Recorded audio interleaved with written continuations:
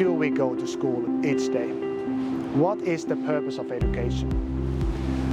In addition to the knowledge and skills, let's say English, mathematics, sciences, humanities, what else is there to learn at school?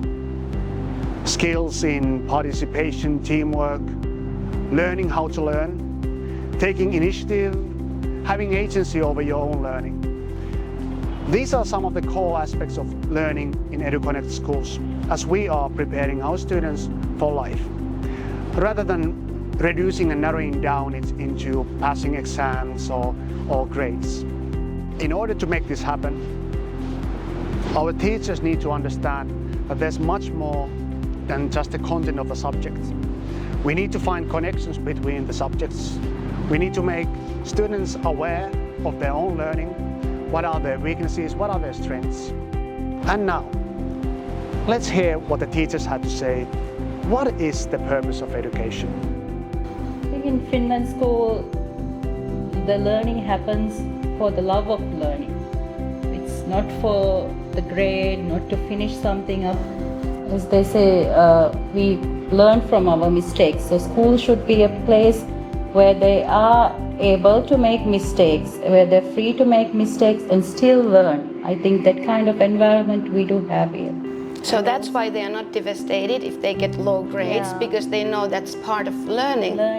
Yeah, and usually you learn, when you're trying something out that you didn't know how to do before, and before you learn, you have to try it out many times and repeat it. Maybe the same mistake you have to do many times. Often we see that this labeling happens, A grade student, excellent student. I think we don't see that very much here. When the students get good, they are still very happy. They know that, okay, this is how much work I have done.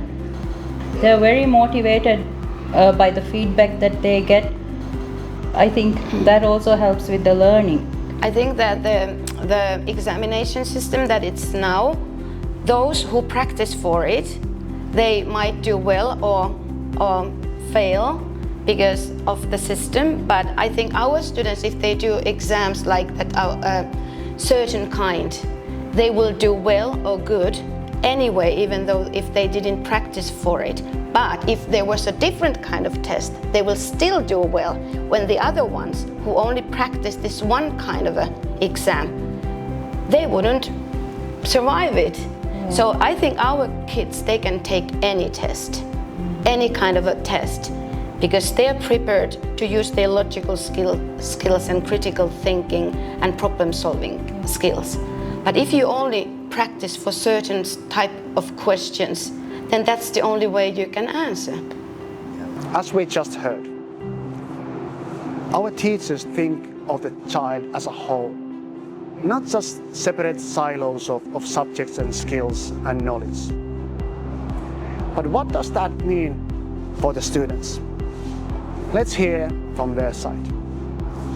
When they do tests, we don't have as much of the thing in one test. Like we have different tests for different things. Yeah. Like fractions and decimals, they're in separate ones, not in the same, so we don't have as much to study. Yeah, and also the teachers help us to study. Like if we have something that we don't understand, we can ask them during break or during our lessons to help, like make it more clear.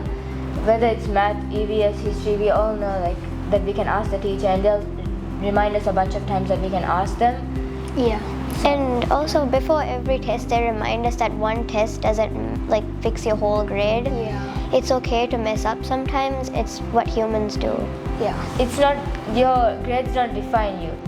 We guide our students to discover their own way in learning, rather than dictating how learning happens for them. By doing so, we build the character of the child in addition to the content and knowledge of the subjects. And that is something that really matters for future.